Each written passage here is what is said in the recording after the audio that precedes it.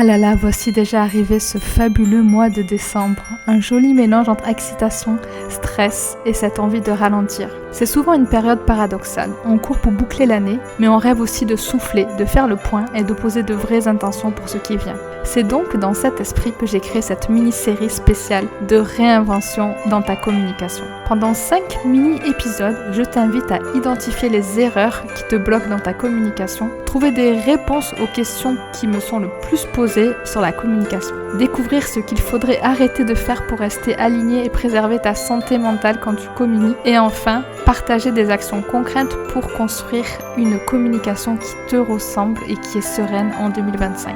Mais ce n'est pas tout. En complément de cette mini-série, je t'invite à plonger à l'atelier en toute autonomie intention. Un exercice en 3 phases pour faire le point sur ton année 2024 et poser des bases solides pour ton business en 2025. C'est offert et c'est pensé pour t'accompagner à faire ton bilan en toute sérénité et en douceur. Et surtout à ton rythme.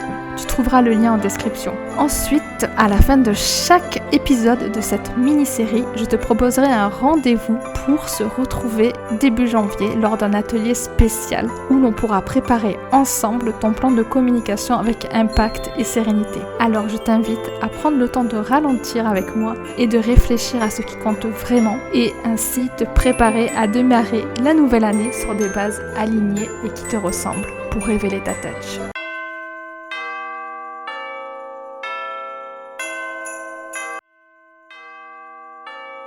Hello à toi et bienvenue dans ce deuxième épisode de la mini-série Réinvente ta com. Je te propose d'aborder dans cet épisode l'une de mes parties préférées, c'est de répondre aux questions que vous me posez le plus souvent autour de la communication. Parce que je sais que cette partie peut sembler parfois floue, complexe ou tout simplement décourageante. Donc souvent, les mêmes interrogations reviennent qui sont: est-ce que je suis sur le bon canal? Comment savoir si ma communication est efficace? Ou encore, est-ce que je dois vraiment être tout le temps visible et y passer tout mon temps libre? Eh bien, non, justement, on va répondre à ces questions qui reviennent régulièrement. Et si l'une d'entre elles te parle, reste bien avec moi car ces réponses pourraient bien débloquer ta communication et t'aider à y voir plus clair.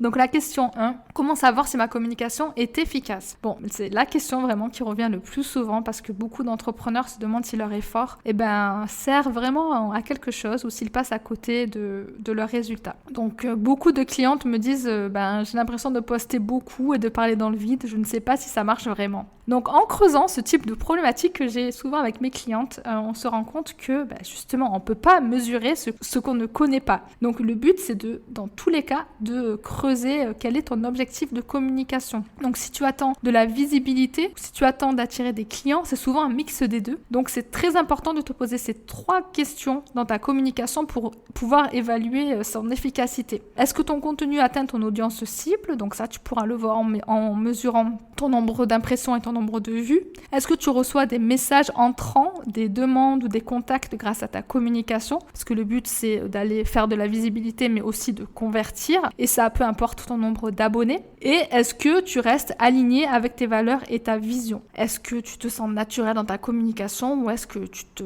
portes un masque et tu te mets des œillères qui ne te correspondent pas? Si ces 3 points sont en bonne voie, c'est que tu avances dans la bonne direction. Sinon, il va falloir quand même reposer les bases de ta communication. Et ça, je te propose de le faire à mon atelier de janvier auquel je t'invite et où tu pourras t'inscrire en description de cet épisode. Donc la question que je reçois, c'est vraiment: est-ce que je dois être sur Instagram, plutôt LinkedIn ou TikTok ou tous? Voilà, je sais pas trop, ça marche pas trop pour moi en ce moment. J'avais une entrepreneur qui s'épuisait vraiment à poster sur Instagram et qui avait du mal à trouver des clientes. Ses clientes étaient pas prêtes à payer pour ses offres. Donc elle s'est dit: est-ce que je suis vraiment sur le bon canal?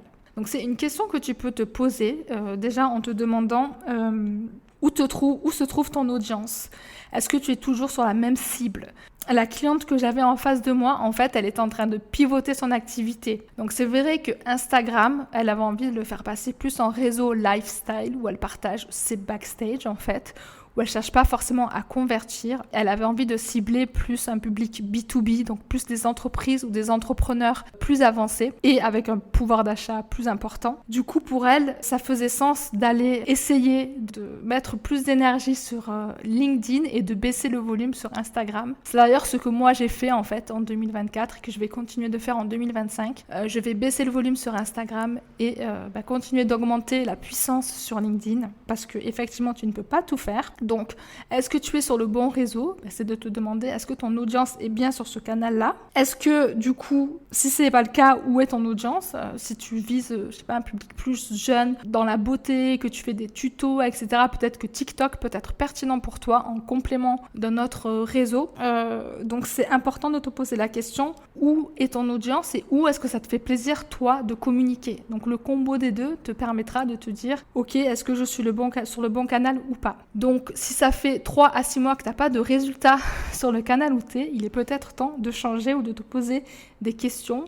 Et pour ce faire, il est important d'analyser tes métriques, tes statistiques, de voir ce qui a chuté, le nombre de vues et de voir si tu avais déjà des clients sur un canal et que tu as envie de changer ou si tu n'as jamais eu de clients sur ce canal, il est peut-être temps de faire autrement. La question numéro 3 que je reçois aussi le plus souvent, c'est la communication me prend trop de temps, combien de temps je dois y consacrer pour que ce soit efficace? Donc je sais que si tu es une entrepreneur et que tu m'écoutes, tu es certainement débordée, tu as beaucoup de choses à faire et la com ça te prend certainement beaucoup de temps, donc tu te dis c'est normal, ça me prend beaucoup de temps, mais est-ce qu'il faut que je continue à y passer des heures?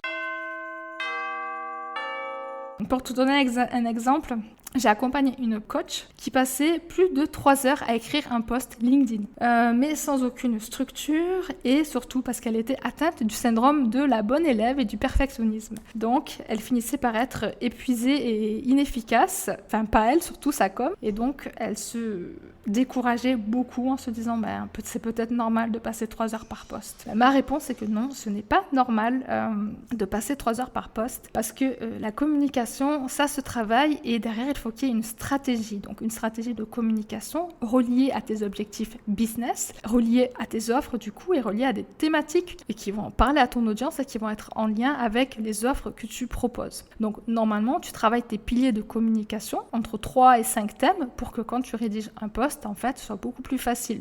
Tu connaisses la problématique et tu te dises, ok, est-ce que je vais être plus sur un post orienté éducation, orienté problématique client ou orienté solution de mes clients ou un peu un post lifestyle. Donc en gros, plus tu vas travailler ta communication et être clair sur ta stratégie, moins ça devrait te prendre de temps. Et si c'est pas ton fort et que t'as pas du tout envie de travailler ta communication, il y a des expertes comme moi qui peuvent t'accompagner ou tu peux aussi y voir plus clair avec l'atelier que je propose à la rentrée en janvier pour planifier ta communication avec sérénité et impact pour 2025.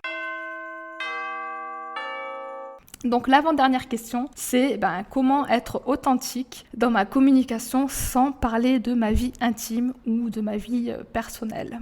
La question qui arrive beaucoup, c'est on me dit d'être authentique, mais j'ai pas du tout envie de raconter ma life ou de montrer mes enfants ou mon mari ou ma vie privée. Donc c'est tout à fait ok, mais c'est très fréquent de se demander ça, surtout sur les expertes en coaching ou les expertes du bien-être que j'accompagne. J'ai l'exemple d'une coach d'une thérapeute que j'ai accompagnée et qui hésitait à parler de ses difficultés personnelles parce qu'elle avait peur de perdre en crédibilité. Donc en réalité, partager certains éléments de ton quotidien, en tout cas certains éléments liés à ton expertise, peuvent aider à connecter avec ton audience sans t'emmener dans le drama ou autre. Mais par exemple, si tu es une thérapeute ou une naturopathe et que toi-même tu as eu du mal à prendre soin de toi, de ta santé, tu as peut-être eu un déclic ou tu as peut-être des aléas et tu n'es pas parfaite dans la manière dont tu t'alimentes et tu partages ça, en fait, ça peut montrer que tu es humaine, plus naturelle et plus authentique. Donc, c'est ta communication, c'est ton business et donc tu as le droit de choisir ce que tu souhaites partager,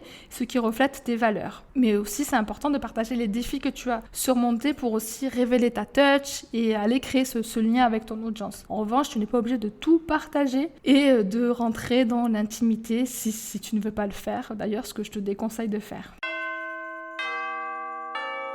Et la dernière question que j'ai, c'est que faire si je ne vois pas de résultat dans ma communication? Je communique et ça ne marche pas, est-ce que je dois tout arrêter? La communication, comme je te le disais dans un précédent épisode, ce n'est pas un sprint, c'est un marathon. Donc c'est important d'avoir un plan d'action sur 1 mois minimum à 3 mois et de te fixer des objectifs. Donc si tu ne vois pas d'impact immédiat, fais une pause pour analyser tes actions. Est-ce que ton message est clair? Est-ce que tu cibles la bonne audience? Est-ce que tu es régulière? C'est important de corriger et d'ajuster ce qui ne va pas, mais de ne pas baisser les bras trop vite et si besoin justement de te faire accompagner pour faire un audit et réajuster le tir pour que ta communication soit au service de ton activité et ne t'épuise pas au quotidien. Donc j'espère que ces réponses et ces questions t'ont aidé sur certaines des grandes thématiques qui sont abordées la plupart du temps avec mes clientes. Dans le prochain épisode, je te dirai ce que je ne te conseillerais jamais de faire avec ta communication pour te préserver à toi, c'est-à-dire tes valeurs et ta santé mentale. Alors, reste connecté et je te dis à très très vite. J'espère que cet épisode t'a plu. Si c'est le cas, n'hésite pas à le partager à une de tes copines entrepreneurs qui pourrait en avoir besoin.